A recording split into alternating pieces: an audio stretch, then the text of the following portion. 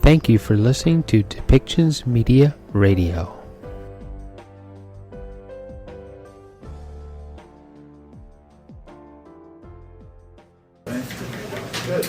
Hi, everyone. Hello. Happy Friday. Okay, so if it's another day, we have another member of the Jobs Cabinet. Joining us today is Secretary Buttigieg. He served, as you all know, 2 terms as mayor of South Bend, Indiana, where he worked across the aisle to transform the city's future and improve residents' everyday lives.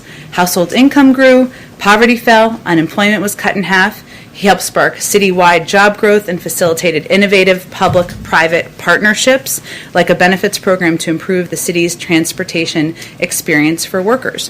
One of the mayor's initiatives, Smart Streets, led to benefits that included small business growth along previously neglected corridors and hundreds of millions of dollars in new private investment in the once empty downtown. He also served for 7 years as an officer in the U.S. Navy Reserve, taking a leave of absence from the mayor's office for a deployment to Afghanistan in 2014, and he is the first openly gay person confirmed to serve in a president's cabinet. I know you know a few things about him from the past. He will take a few questions at the end. We kind of have a time limit, so as always, I will be the bad cop. With that, I will turn it over. Thank you. All right.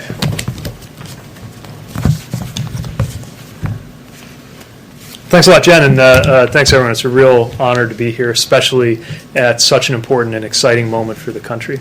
I'm convinced that this is the best chance in our lifetimes to make a generational investment in infrastructure, and that's what the American Jobs Plan does. The need is clear. It's growing by the day. After decades of underinvestment, we have fallen to 13th place globally in infrastructure. Delays caused by traffic congestion alone cost over $160 billion per year, and motorists are forced to pay over $1,000 every year in wasted time and fuel. Americans are spending too much of their money on transportation in the wrong ways, or don't have access to it at all. And the American people are making clear to all of us, regardless of party, that they want us to get it done. And they are not asking us to tinker around the edges. We've risen to this challenge before as a country. In fact, building bold infrastructure has always been central to America's story. We built the Erie Canal, we connected east to west through the Transcontinental Railroad, and we developed the interstate highway system. And each of those projects was audacious, was transformative, and partly because it challenged the American people to expand our concept of infrastructure. But in doing so, these projects transformed our nation for the better, and they fueled the U.S. economy and way of life for the long run. So now it's our turn. The American Jobs Plan will again transform America's roads and bridges, rail and transit, ports and airports for the better. It's going to help modernize our transportation infrastructure so we can compete in the 21st century and connect communities. It will create millions of good jobs in communities across the country. I want to point out again that this is the biggest investment in American jobs since World War II. But I think it's important to demystify the kinds of jobs that this plan is going to create. These are good jobs. They are not mysterious or overly futuristic or inaccessible. We are going to need workers who are good with steel to make the cars and trucks of the future. We're talking about building retrofits that are going to require union carpenters and insulators, painters and glaziers. We're going to need electrical workers more than ever. We're not going to be able to build the roads we need to build without construction workers, laborers, operating engineers. Plumbers and pipe fitters are going to be a huge part of the story of how we overhaul those lead service lines. So this is a jobs plan that is building America's economy from the middle class out, coming at just the right time. It's meeting the challenges that we face today, and it is fully paid for by making corporations pay their fair share. We think it's unacceptable that there are major profitable corporations in this country paying less in taxes than a teacher or a firefighter, not in terms of a percentage, but in terms of dollars, specifically in many cases paying zero. And there's been a lot of talk at this moment, as you know, about what infrastructure is and isn't. I would argue that infrastructure is the foundation that makes it possible for people to live and work well. And you can't live or work or thrive without things like roads, clean water, electricity, broadband. Yes, that's infrastructure. And investing in a full vision of infrastructure is how we build a safer and more prosperous America, and ultimately, I believe, critical to the American dream. So that's why I'm thrilled to be in this role, delighted by the American Jobs Plan announcement, and spending time every day speaking to stakeholders about how to make sure we get it through. All right, let's now pick this up. Okay, Peter, go ahead. Thank you. President Biden says he wants $80 billion for rail, and the other day he was talking about having trains that can go across the country as fast as a plane. I'm curious, as the transportation secretary, do you see a big demand for that, for a high-speed cross-country train? There's definitely a lot of excitement around America about ensuring that the American people can enjoy a high standard of passenger rail service. Like the president, I don't think Americans should settle for less than citizens in other countries enjoy as a matter of course. Now, the truth is we have a backlog to deal with in addition to making sure that we can create new routes and new capacity. And what's great about the scale of the American Jobs Plan is it's going to support both of those things, maintenance that we've needed to do all along, and a chance to build new routes and expand what Americans can access. And about how long away are we from something like a high-speed cross-country train? Well, again, we need to add a lot, first of all, to what we've already got. But we can build new routes with the resources that are here. It's not the end of the story, but it's a fantastic beginning for a new chapter in American rail. Josh? Thanks for doing this. As you know, there's been some criticism about the corporate tax hike. Some people have said that user fees should fund infrastructure. And I was curious because user fees often cover the cost of maintenance and repairs. Does this administration have a plan to cover maintenance and repairs for all the infrastructure that's being built? So, as you know, the Jobs Plan envisions this being covered through corporate taxes, and the President believes very strongly that this is not something that should burden ordinary American families at a time when we've got so many corporations that have paid literally zero. And I also would argue that there's ample evidence that American corporations can be competitive at a tax rate like 28 for the simple reason that they were extremely competitive at a tax rate like 35. If they could handle 35, surely they can handle 28, which was lower, of course, is lower, would be lower than it's been for most of my lifetime. Now, we've heard a lot of different ideas on what the pay for should be. I think this is a good time to take those inputs on board, but for my dime, it's pretty hard to beat the vision that the President put forward. Does there need to be a dedicated revenue stream? Well, look, we'll keep talking with Congress about this, but as you know, for some time, we've seen general fund dollars going into supporting maintenance. So there are a lot of different ways to do this, but the best way I've seen, especially for these kind of capital improvements, is exactly what's in the President's plan. Mike? Hi, Mr. Secretary. Having covered state and local government for almost 20 years before coming here, I've seen the divisions that can erupt within a state, between regions of the state, as they fight over limited pots of money to build these kinds of infrastructure projects. How involved do you think the federal government, the Department of Transportation, the Congress, the White House should be in making the inevitable choices that are going to have to be made in terms of which bridge gets fixed first, which road gets widened?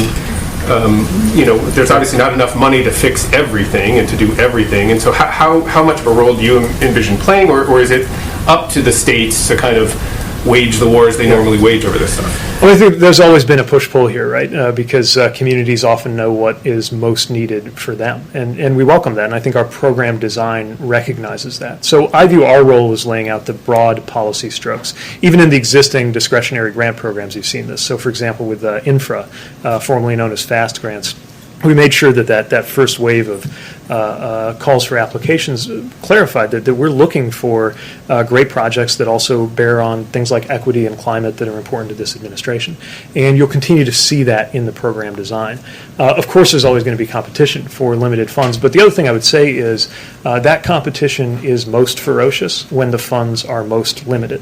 And so part of what we're trying to do here is make sure there's an ample set of resources to go around so that some communities may be the most successful in rounds of competition, but that it doesn't feel like other communities are being left behind, because we've got to make sure there's enough to raise the bar in the country as a whole. And just one quick follow-up on that. To the extent that then a lot of that decision-making gets pushed to the local level because that's where they know that how to allocate the needs, how does the federal government retain oversight over what is an enormous amount of money, both in terms of just sort of waste, fraud, and abuse, but also in terms of making sure that that it adheres to those kind of broader equity issues that you guys have talked so much about. Yeah, I mean, I think that's a big responsibility for a department like mine that'll be charged with carrying this out. And the president has already made clear his very high expectations for us in the rescue plan dollars, right? That's about $40 billion just out of the rescue plan that we got to manage well.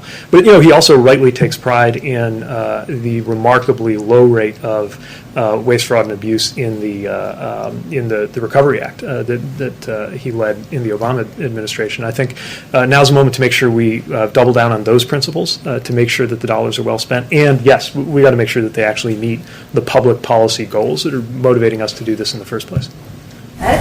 Secretary, thanks for doing this. Although with you and Chris here, I'm having like alternative universe and flashbacks to other times and other places. Since you're Transportation Secretary, travel, obviously, a big part of what you have to worry about. To Americans eager to get back overseas, whether it's by plane or by cruise ship, there have been questions about the cruise industry, especially this past week. CDC issued some guidance. There's concerns that it perhaps didn't have enough specifics, or specific benchmarks, I guess. Have you been in touch with the CDC about that industry's concerns? And to cruise industry leaders who say we should be treated more like the airlines, what would you say?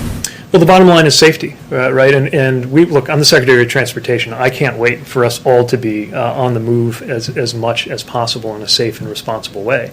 But it's got to be safe and responsible. And airplanes have one safety profile. Cruise ships have another. Vehicles have another. And each one needs to be treated based on what's safe for that sector. I'll tell you, I certainly care a lot about seeing the cruise sector thrive. And I know that CDC is hopeful that a lot of these operators will be in a position to be sailing by midsummer, and laying out these specific kind of gates that they need to get through is a very important step toward that. And to the industry leaders who say midsummer is too late, to the governors who say that's too late for our state economies, you would say what? Well, we want to do this as soon as we responsibly can, but we also have to make sure that it's safe.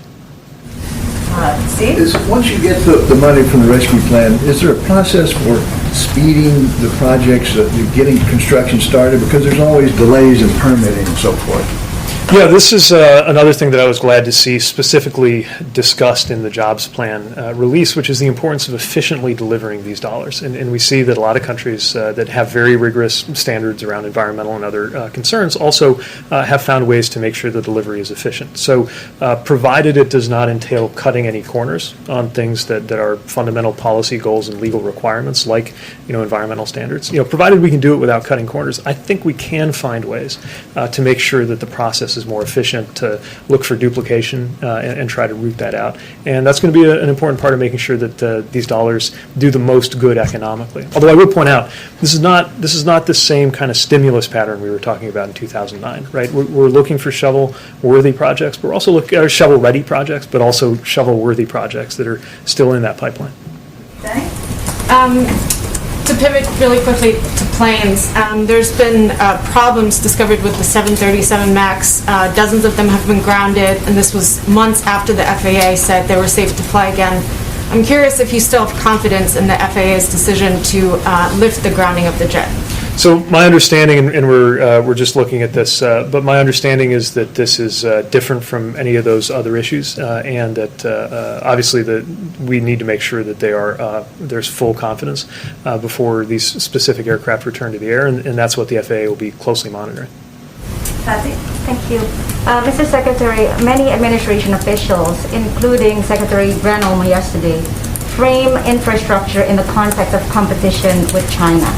So my question is, why do that? Why design and frame a policy based or in the context of what an adversary is doing? I think because it's really important to understand that American competitiveness happens in a context. And when you see other countries, our allies, also our strategic competitors, doing more than we are, it challenges that fundamental idea that American life is what it is, partly because America is in first place in so many of these aspects of our national life. Only America's not in first place in infrastructure. Like I said, we're in 13th. So when you have a strategic competitor like China investing sometimes multiples of what we are in forms of transportation, we have to make a decision about whether we're content to be left behind or whether we actually want to remain number one. And for my dime, there's no good reason why we should settle for less, why we should be content. That it's nothing against Chinese citizens, but I'm not content that a Chinese citizen can count on a dramatically better standard of, let's say, train travel than a U.S. citizen. I think Americans should always have the best, and I think that's the tone that the president sets every day.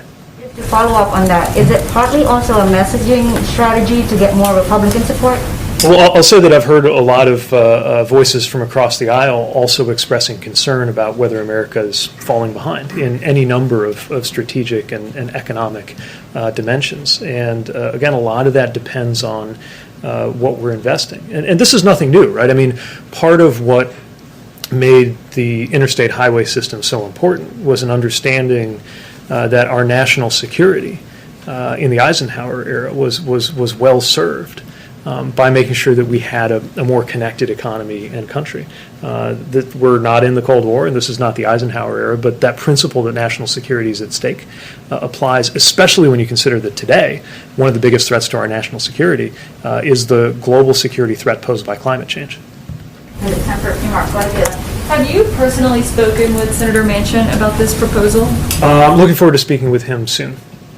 This next week, or? I don't remember the date, but I think we got a conversation in the works. And he, of course, has an issue with the corporate tax rate going to 28%. In his proposal, his counter-proposal has been 25%. Can this plan be successful with a 25% corporate tax rate? Well, as you know, maybe the flagship piece that people are talking about most is the rate, but there's a lot of other things alongside that, right, in terms of what's going on with loopholes, the offshoring incentives, and other things. And I haven't had a chance to get a sense of how he views those things adding up, whether he envisions another element that makes up for the gap between 25 and 28. Those are the kinds of things I want to take up with him and have a good conversation on. Because I think, for anyone who is on board, and by the way, I have yet to talk to anybody who, including in conversations with Republicans, who is against the idea of a big investment in infrastructure, right? So most of the dialogue we're having is around how we're going to pay for it. And we're really eager to hear the alternative suggestions for how to pay for it. And have Republicans given you, so far, alternative suggestions for how to pay for it that you believe are viable? Not in any detail, no. Just to follow up on what Caleb said, because she actually asked my question. So coordination. Not coordination, but you would be willing to lower the corporate tax rate in exchange for maybe closing additional loopholes, or like this 28% is not a fixed rate that you are dead set on keeping. Well, we've heard the president say that this is going to be a process of negotiation, that we're going to take ideas on board, that there's going to be refinement as we go. I haven't heard a proposal that I consider to be better than the one the president put forward, but it's early in that legislative process. Rob, make it a good one. Well, I've got a couple from people who can't be here today because of COVID-19 restrictions, as they've been reported. So first of all, from Chris McGeeran of the LA Times, to follow up on the high-speed train question, how about California high-speed rail? Is that a project that could be funded through the infrastructure bill? Potentially. I mean, I think it's important to recognize that communities of different types and in each part of the country can benefit from high-speed rail, or even from raising the standards of what most other countries would consider regular speed rail and their availability here in the U.S. But this is not crafted in a way that's targeting any one area. This is about lifting our game as a country. And if I may, from Ben Gittleson of WABC in New York, does the administration support congestion charging in New York City, and will the administration do anything for drivers who will ultimately pay that premium? So this is a decision for the different parties that are all involved in that. Our responsibility mostly has to do with the environmental assessment process that goes on. We're certainly very interested to see that process unfold. And, we think different solutions work differently for different parts of the country. It's not an example of something that's best designed here in Washington and then imposed on local communities. But obviously there's a real challenge with congestion there and a real revenue opportunity as well. Okay. Thank you, Mr. Secretary. All right. Thanks very much. Appreciate Real you honor to be coming. here. We'll have him invite him back. Sounds good. Thank you. And thank you for Chris, too, while you're here. I was a little concerned when I saw him deputized to be backup Easter Bunny, but I'm counting on you all to treat him Right. well. The indoctrination we agreed upon. Okay. Thank you so much. Thank you for joining us. Okay. All right. Chris will always be the bunny in our eyes. A couple of items for you while we are wrapping up the week. As you know, the administration submitted to Congress President Biden's discretionary funding request for fiscal year 2022. I know we did a call this morning, but just to give you all a little bit more from here. As Congress prepares to begin the annual appropriations process, the request lays out the President's discretionary funding recommendations across a wide range of policy areas and outlines a strategy for reinvesting in the foundations of our country's resilience and strength. The request, which represents only one element of the administration's broader agenda, includes major investments, proposed investments, I should say, in K-12 education, cutting-edge medical research, housing, civil rights, and a range of other priorities that are vital to our future. Later this spring, we will release the President's full budget, which will present a unified, comprehensive plan to address the overlapping crises we face in a fiscally and economically responsible way, and that will also include a number of the proposals you've seen him introduce over the last, the big proposal he just introduced and other proposals that he will introduce between now and then. Our country is confronting historic crises, a pandemic, an economic downturn, climate change, and a reckoning on racial injustice. At the same time, we're also inheriting a legacy of chronic underinvestment, in our view, in priorities that are vital to our long-term success and our ability to confront the challenges before us. So the President is focused on reversing this trend and reinvesting in the foundations of our strength, and this process provides another opportunity to do that. And so the funding proposal is an indication of our priorities. You may have also noticed another flag flying above the White House today, in keeping with the President and the First Lady's commitment to honor the sacrifices of all those who serve, including veterans, their families, caregivers, and survivors. The President and First Lady have restored the POW MIA flag to its original location on top of the White House residence. In a true display of bipartisanship, Senators Hassan, Warren, and Cotton wrote to the President at the beginning of the administration requesting the POW MIA flag fly high above the residence. This follows passage of a bipartisan legislation in 2019, led by those same senators, which requires the flag to be displayed whenever the American flag flies on federal buildings. Today also happens to be National Former Prisoner of War Recognition Day, a day when we remember and honor those who were in captivity in service to our nation and recognize those who awaited their return. I have two more items. One of them is a week ahead. The Semiconductor Summit, of great interest to many of you, I know. On Monday afternoon, following President Biden's release of his on Monday afternoon, National Security Advisor Jake Sullivan and NEC Director Brian Deese will host a virtual CEO summit on semiconductor and supply chain resilience to discuss both the American Jobs Plan as well as steps to strengthen the resilience of American supply chains for semiconductors and other key areas, something we discuss in here quite frequently. They will also be joined by Secretary of Commerce Gina Raimondo, who has been one of the leading voices in the administration. We provided a list to the pool of the attendees or the companies that will be represented at that, which you should all have, and if not, let us know and we will give it to you directly after the briefing. Finally, for the week ahead, the President will, of course, continue making the case in public and in meetings with members of Congress for the critical need to pass the American Jobs Plan, make historic investments in infrastructure.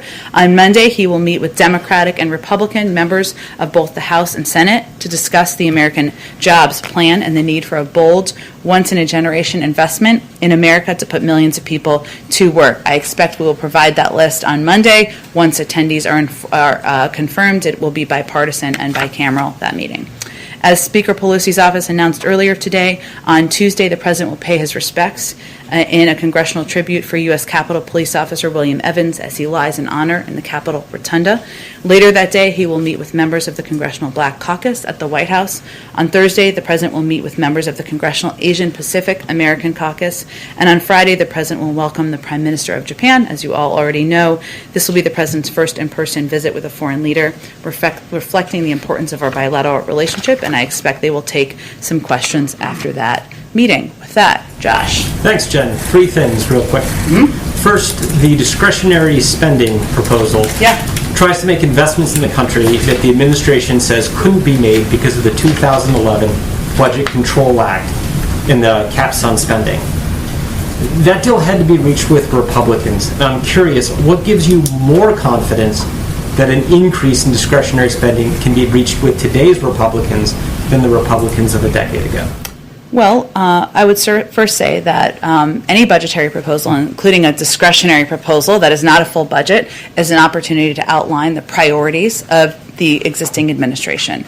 And it is a reflection of the president's view that a number of these discretionary programs were underfunded over the last several years, and therefore prompted a plus-up and a proposed plus-up, because if we are going to address a range of issues where there is agreement among Republicans as well that we need to work together to, support additional funding to address these various crises in our country. So I will say we're at the beginning of our process. This is the beginning of what we know is a long journey. It's meant to give discretionary guidance so that officials and staffers on the Hill, the people who followed in the footsteps of Shalonda Young can get to work. That's exactly what it will do, and we're looking forward to having those conversations.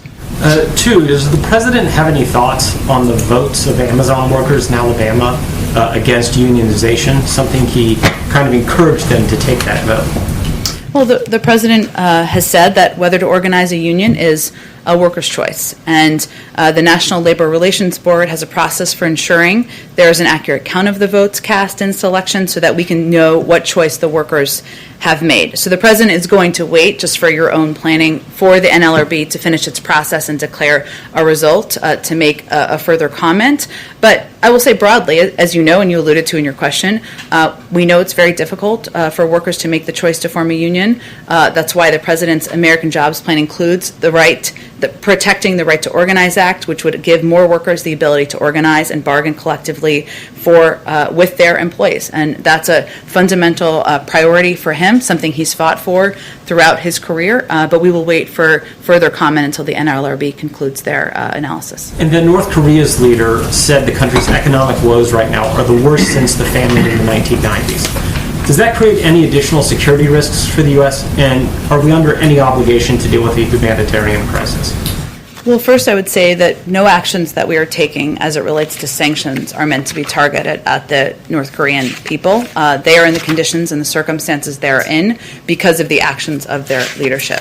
We continue to work with international leaders and organizations to provide humanitarian assistance, something that we believe is important and vital to do from a humane standpoint, even while we have issues with their nuclear aspirations. Go ahead. Is we looked at the Pentagon budget. You're proposing a modest increase. Mm-hmm. Is that enough to meet the priorities set out by the administration, since you're facing an increasingly assertive China and Russia poses a threat to Ukraine? You're absolutely right, Stephen. We've spoken, of course, about our concerns about exactly those issues.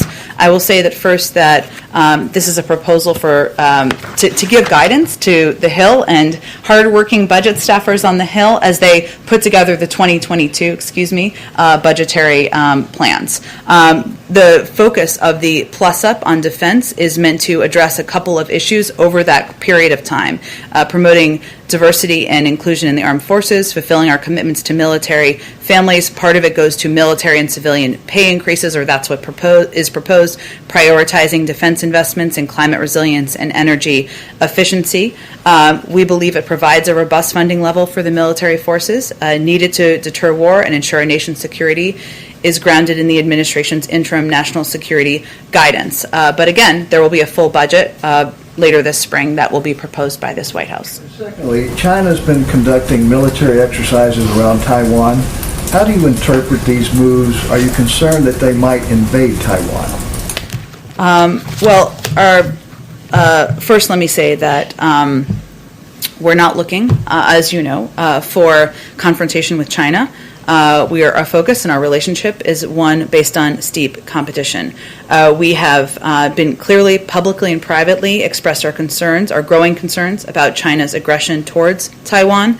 China has taken increasingly coercive action to undercut democracy in Taiwan. We've seen a concerning increase in PRC military activity in the Taiwan Strait, which we believe is potentially destabilizing. So we are watching that closely. I can't make any other predictions from here. Of course, the Department of Defense and others would be in the lead on making those assessments.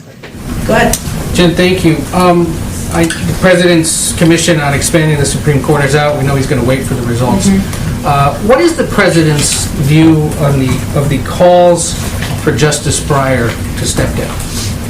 He believes that's a decision Justice Breyer will make when he decides it's time to no longer serve on the Supreme Court. So should the groups pushing for him to go back off?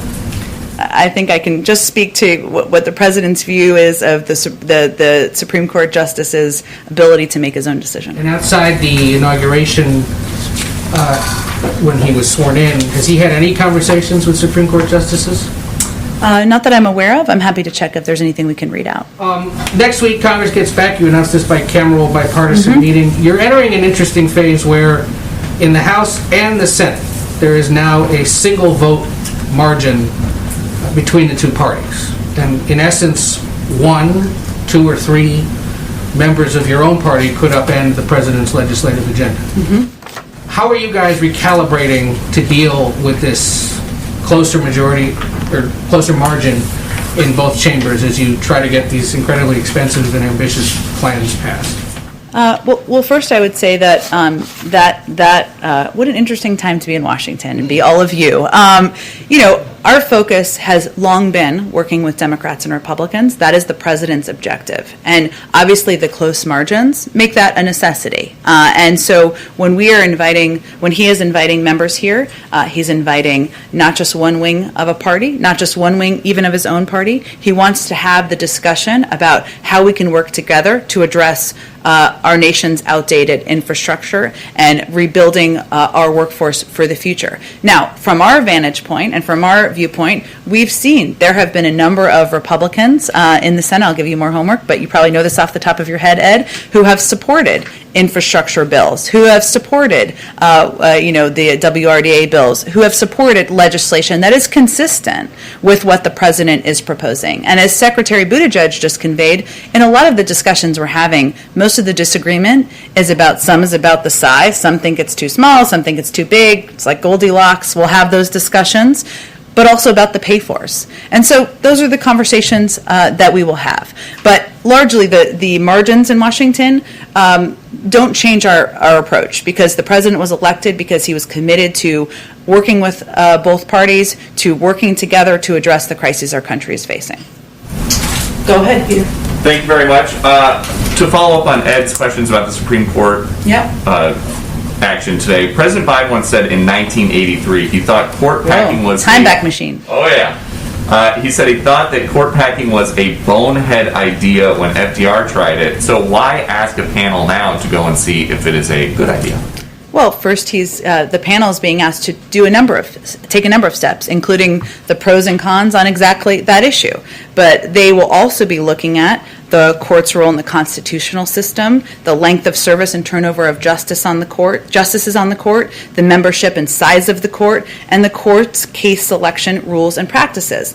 And the makeup of this commission, which was vital for the President, there are progressives on the court, there are conservatives on the court. People will present different opinions and different points of view, and then they'll have a report at the end of 180 days.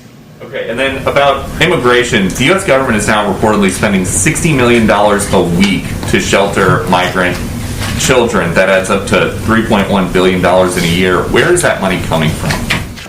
Well, first I would say that, as you may recall, the prior administration requested and received nearly $3 billion in supplemental funding from Congress for the UC program back in 2019. That came after the previous administration had already made multiple transfers of hundreds of millions of dollars. And our commitment is to ensuring HHS has the funds it needs now to safely and humanely care for children, which of course is resource intensive. We know that. There are 200 permanent shelters around the country, and there are needs related to the pandemic, social distancing, enhanced ventilation and testing that are additional needs given the time that we're living in. And because of the time that we're living in, is there concern if this is HHS money that it is, that these shelters, the Washington Post says the costs are going to rise significantly, that the shelters might be draining pandemic response elsewhere? No, that is not what our concern is. At all.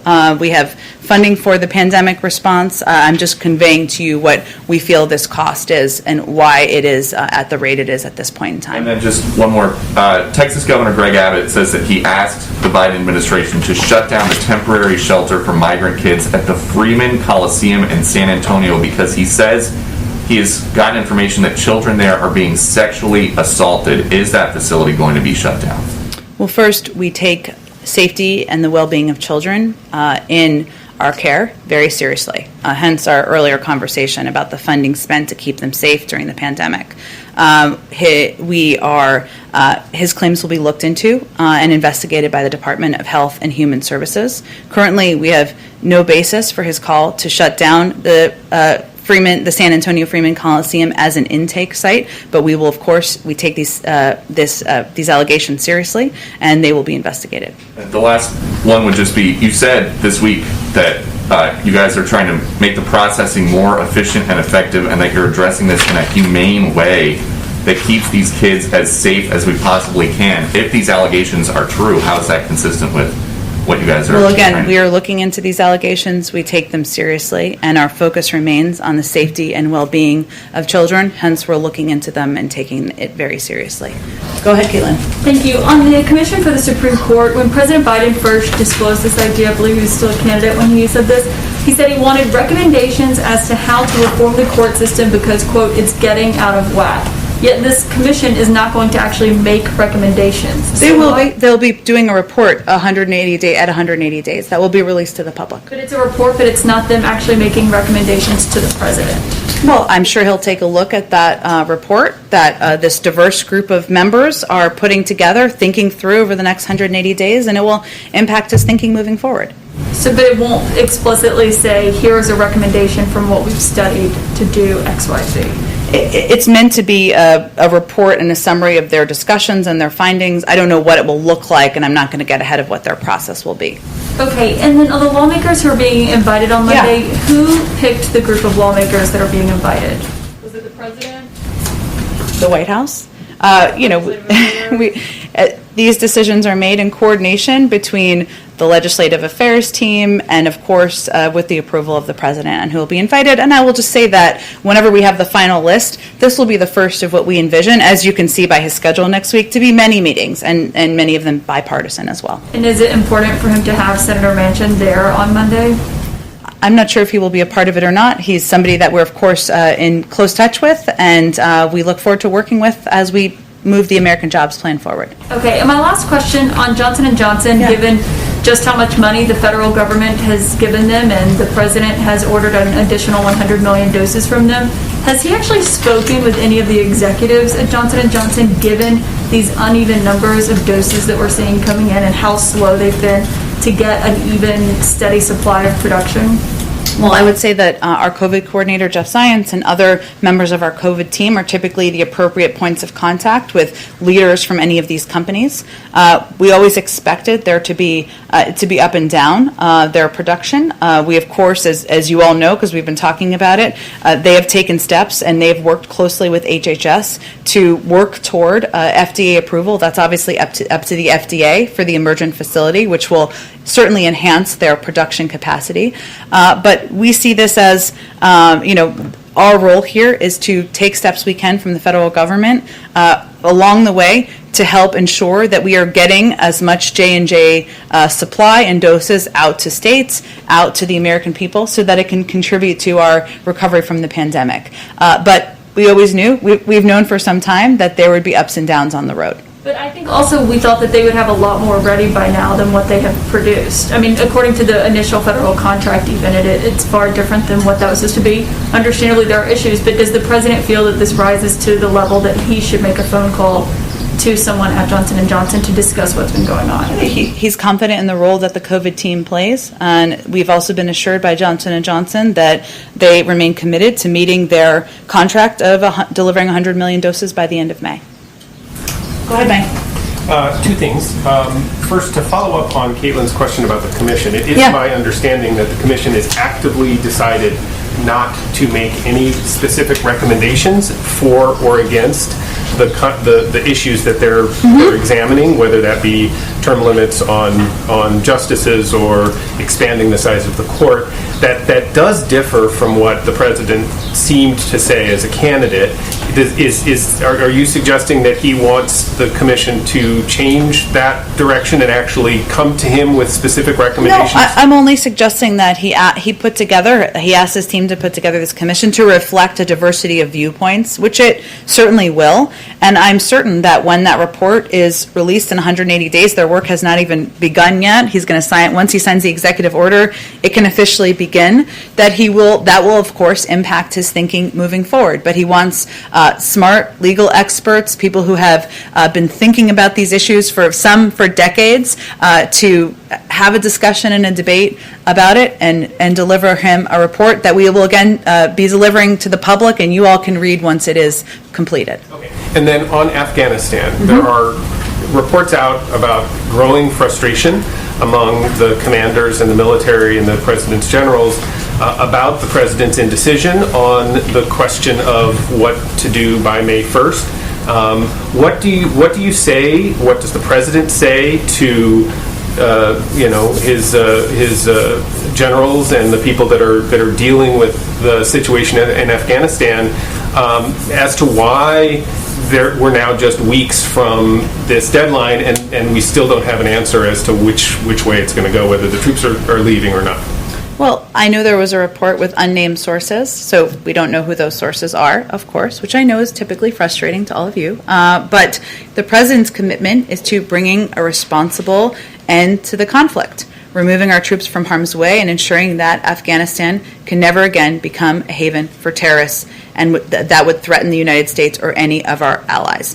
He wants to make that decision in close consultation with partners around the world, with the advice of his national security team, and do it in a way that ensures we are protecting our national interests and the safety and security of our troops, all at the same time where there's diplomatic negotiations with the Taliban. So he has been clear publicly, I think, that it is operationally challenging to get troops out by May 1st, but I certainly expect you will hear from him on what his decision is in advance of that period of time. But is it responsible for you talk about a responsible management of the situation. Is it responsible to let a deadline like that come within a matter of days even, perhaps, with the military not really knowing for sure what their posture is going to be? I can assure you that the president's approach is responsible and that he is taking the advice, the counsel, the consultations of members of his military leadership, members of his diplomatic leadership, and also our partners and friends around the world into consideration as he's making his decision. And his view is that's the responsible approach. And one last thing that occurred to me, I wouldn't want Friday to go by without asking. It's about the dog?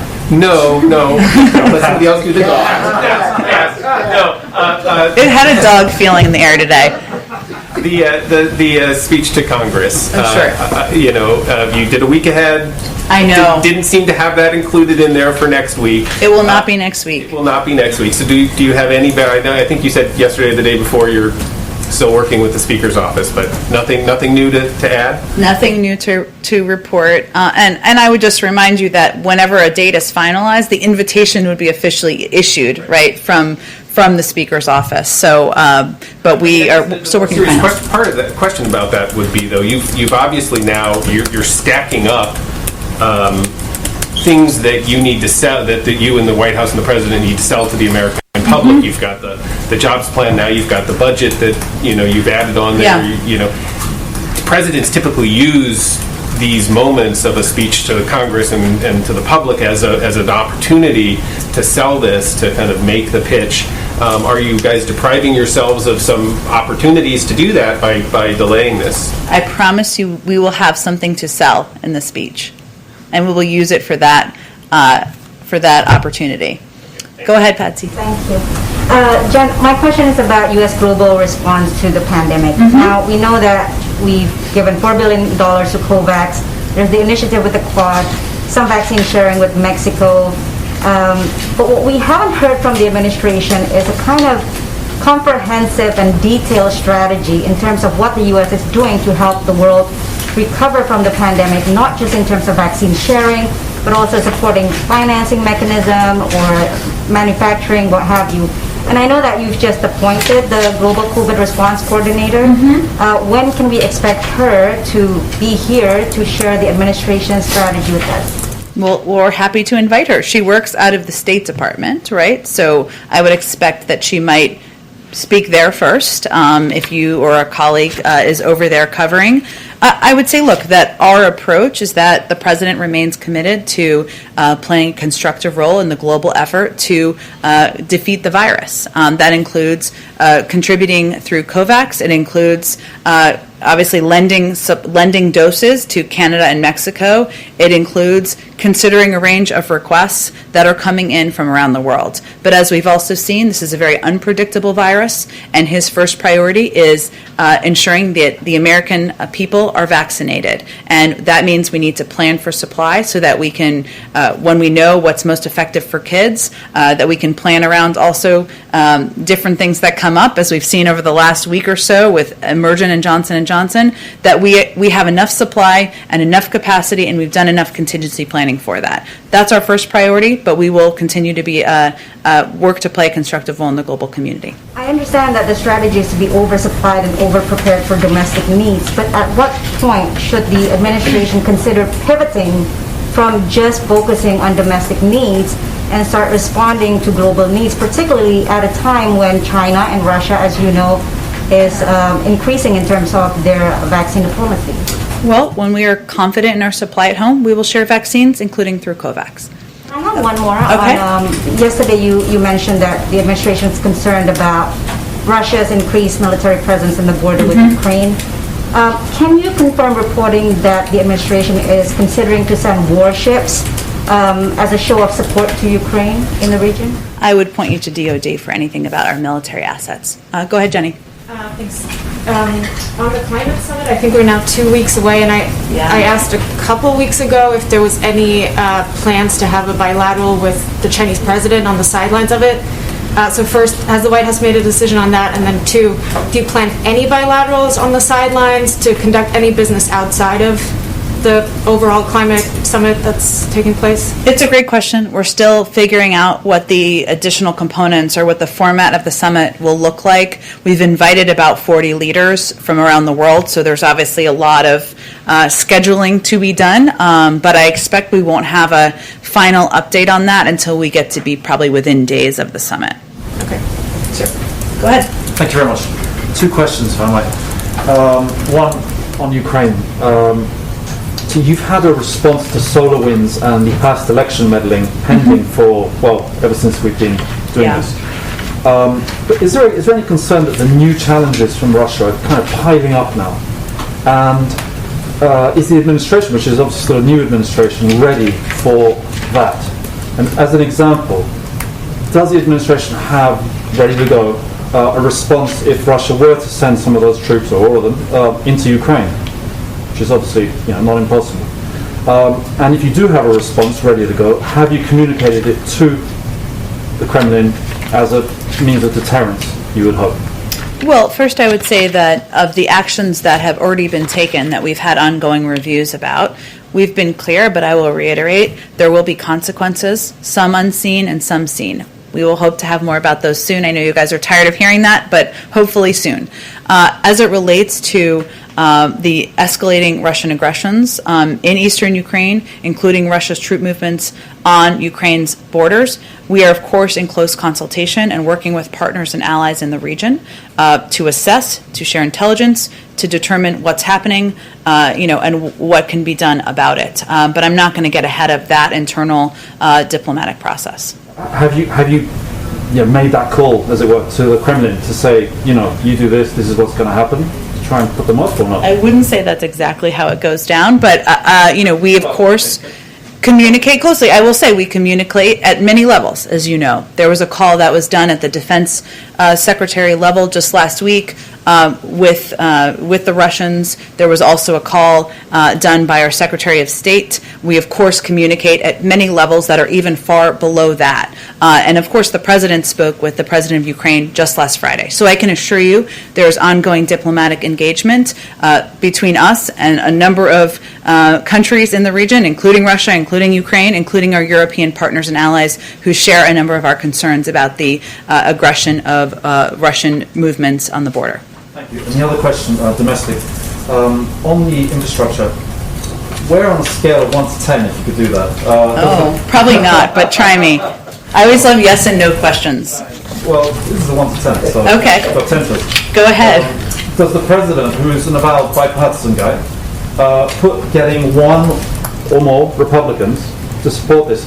And you've been saying consistently that it doesn't matter what they do on the Hill because the public supports what the President is doing, and you point to polls, and they do say We that. don't say it doesn't matter. It's just an impact. And there is a question that I hope your colleagues on the Hill ask a number of Republicans, which is why would they oppose investment in our nation's infrastructure when the vast majority of the American public thinks it's imperative we do. But as the Secretary just said, the disagreement is not really about the need to modernize our nation's infrastructure. It's about the size, it's about the pay-fors, and we absolutely understand there will be compromise, there will be debate. That's all a part of the process. Is it a little dangerous to be always citing the polls, though, as your credibility? Do you not think the American people's view is important as it relates to what elected officials do on the Hill? Sure, but don't polls change a lot, whereas the elected officials are elected officials? There's been pretty consistent support for infrastructure, and I think it's an important point. We feel like it's an important point because when we talk about bipartisanship, we're talking about how we meet the needs of the American people. Republicans, independents, Democrats. Rebuilding bridges is not a Democratic idea. Ensuring kids don't have access to clean water is not a Democratic idea.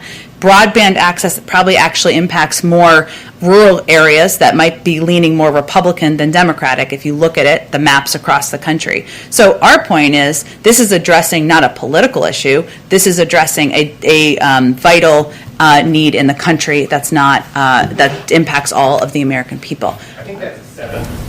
A 7. Okay, fair. I don't even know what the rating numbers are about anymore. Rob, go ahead. We saw the statement earlier, but has the President been in touch with Buckingham Palace, number 10, about the death of Prince Philip, and does he have any plans to attend the funeral? He has not been in touch directly himself. No, we put out a statement in his name and the First Lady's name earlier today. I'm not aware of any plans at this point in time. And Hunter Biden's book is out this week. To what extent was the White House, the President, the transition, or whatever that timing might have been, involved in vetting its contents? We were not. It was a book he wrote himself. The President and First Lady put out a statement making clear, in February, I should say, when the book was announced, that they're deeply supportive of their son, sharing his account about his painful experiences with addiction, which is exactly what the book does, and that they're hopeful that it can help millions of people who have struggled with the same challenges. And if I may, one for a reporter who can't be here because of COVID-19 restrictions, Alison Harris of News Nation.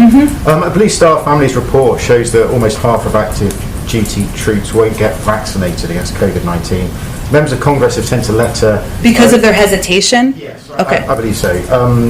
Members of Congress have written to the President urging him to issue a waiver of informed consent so that troops would be mandatorily vaccinated. Is that something the President would consider? I certainly think he would refer to the advice and view of the Secretary of Defense, so I'd point you to them for any point of view on that letter. I think, okay, thank you. Okay, go ahead on. Thank you. CBP data said this week that the number of unoccupied migrant children crossing the border, unaccompanied migrant children, sorry, had increased 100% from February to March. If these numbers continue to rise, is there a point that the administration would consider reversing or modifying the policy of accepting all unaccompanied migrants under using Title 42 authorities? Would we no longer accept, just so I understand the question, children who are under 18? I would say, one, the reason for accepting these children is that we feel it is not the humane step to send these kids back on their treacherous journey. Our focus is on addressing the needs, opening up shelters, ensuring there is access to health and educational resources, expediting processing at the border, and those are the steps we feel that are most effective from a policy standpoint at this point. And then just one more question on Amazon. The president supports the PRO Act, but how does he expect it to get through Congress, particularly if infrastructure is not done under reconciliation? How does he expect to get the PRO Act passed through Congress? It is something that he certainly strongly supports, and it's consistent with his advocacy for the ability and rights of workers to organize. I don't have anything on the legislative strategy and what that will look like moving forward. I'd certainly point you to the Hill on that.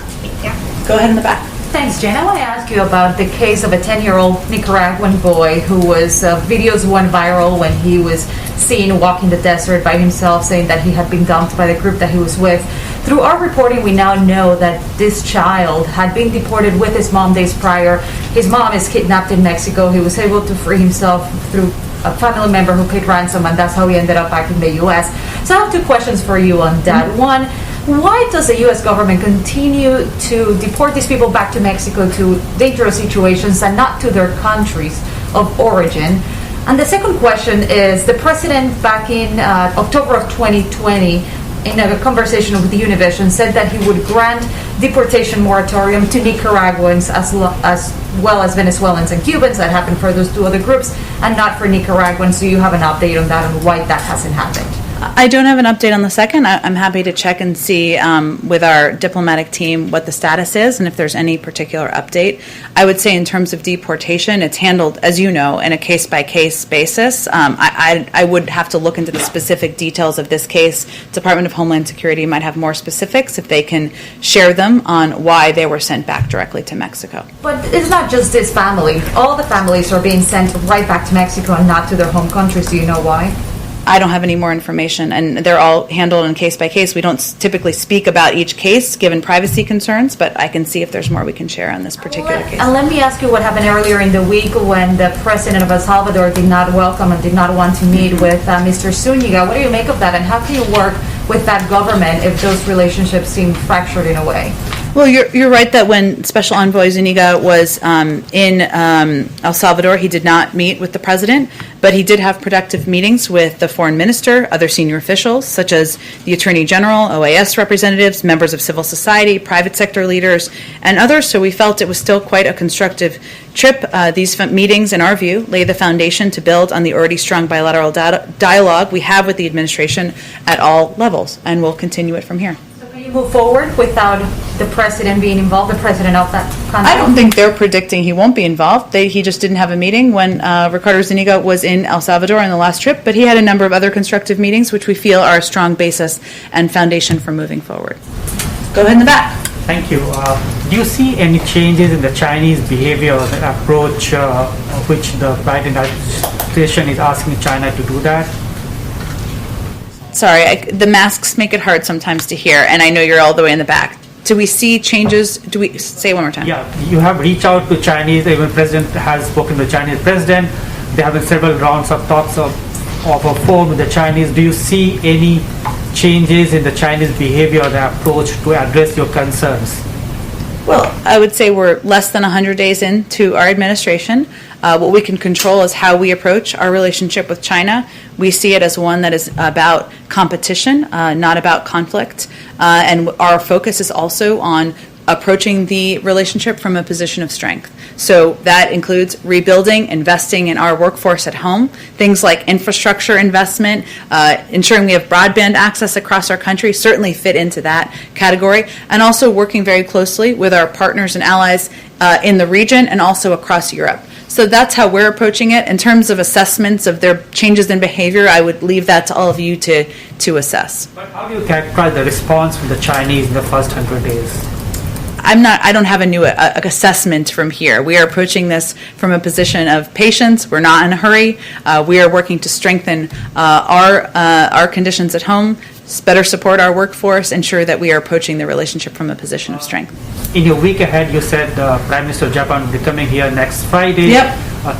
This is the first foreign leader visiting the White House in the Biden. Can you give us a sense of what's the kind of preparation you are having? Is there going to be a joint statement or joint press conference with the foreign leader? I expect they'll have statements, and we'll take some questions as well while they're here.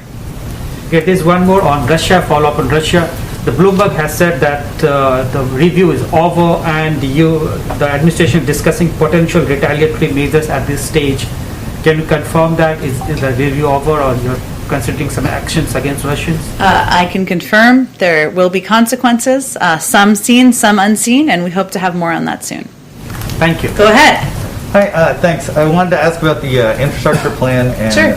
Climate, specifically clean energy tax credits. Treasury released a summary recently with a few more details on this, but I'm just wondering if you guys have, the White House has kind of a top line number for all those credits, how it affects the overall climate impact of the plan, and what role those might play in selling the plan to some Democrats on the left who have suggested they think the plan doesn't go far enough on climate. Sure. Well, I will say that the plan, we feel, reflects on the president's view that there is a profound urgency and existential threat that we are facing from our climate crisis. That the climate crisis is presenting an existential threat, I guess, is the more grammatically correct way to say it.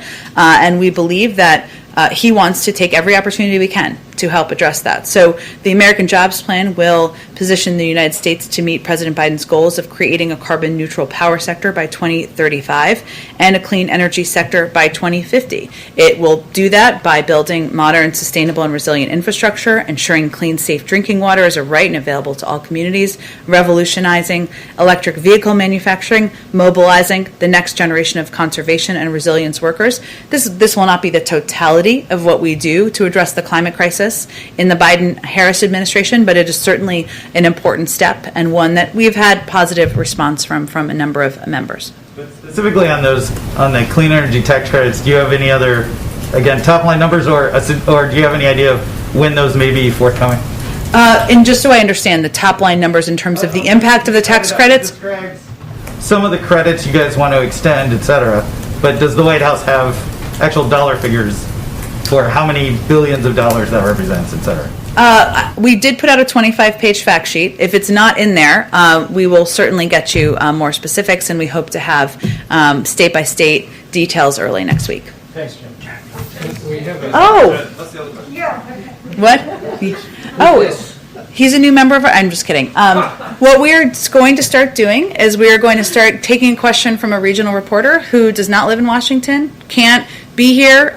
Many of you started your careers that way, so thank you for reminding me because I was going to walk off. Hello, it's very nice to meet you. Thanks for, and you are from Anchorage, Alaska.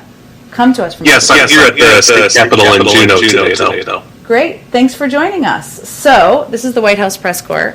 They won't ask you questions, but how can we help you? What questions do you have for us today? Well, thanks for the opportunity.